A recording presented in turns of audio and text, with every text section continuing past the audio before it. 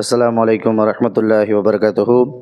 அன்பார்ந்த அல்லாஹ்வின் நல்லடியார்களே, நேற்று நம்ம தமிழ்நாட்டுடைய ரிசல்ட்டை நம்ம பார்த்துருப்போம். அந்த ரிசல்ட்டில் இப்போ இருக்கக்கூடிய அந்த ஆளும் கவர்மெண்ட்டை வீழ்த்தி ஒரு புதிதாக தோன்றிய கட்சி இமாலய வெற்றி 90% வெற்றியை பதிவு செஞ்சுட்டாங்க. இன்னும் ஒரு சில கட்சிகள் அவங்களுக்கு கூட்டணி வந்துச்சுன்னா கண்டிப்பாக ஒரு மிக பெரும் வெற்றியோட ஆட்சி அமைக்கிறாங்க. இதை நம்ம எப்படி பார்க்கலாம்? அல்லாஹ் ரப்புல் ஆலமீன் தன்னுடைய திருமறையாம் குரானில் ஒரு இடத்துல இப்படி சொல்லி காட்டுறான், இந்தஹும் மஃபாத்தியுல் கைப் அப்படின்றான். மறைவினுடைய ஞானத்தை நான் அறிஞ்சிருக்கிறேன், மறைவினுடைய விஷயம் என்னிடத்தில் இருக்குது அப்படின்ட்டு. அதாவது உங்களுக்கு தெரியாத பல விஷயங்கள் எனக்கு தெரியும் அப்படின்ற மாதிரி அல்லாஹ் சொல்லி காட்டுறான். இதுக்கு முன்னாடி இருந்த கவர்மெண்ட்டை நம்ம ஏன் ஆதரித்தோம் அப்படின்னு பார்த்தோன்னா, அவங்க மதவாதிகளுக்கு எதிராக குரல் கொடுப்பாங்க. அது மட்டும் இல்லாமல் மக்களுக்கு மத்தியில் மத சுதந்திரத்தை வழங்கினாங்க, மக்களுக்கு மத்தியில் ஒற்றுமையை அவங்க நிலைநாட்டினாங்க.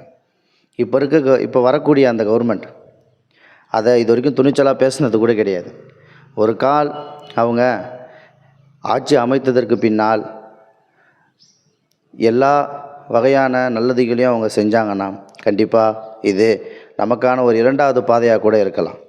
ஆகையால் இன்றைக்கி நிறையா பேர் சொல்கிறாங்க பிஜேபி உள்ளே வந்துருச்சு, காவி கொடி வந்திருக்கு அப்படின்ட்டு. அது அப்படி கிடையாது.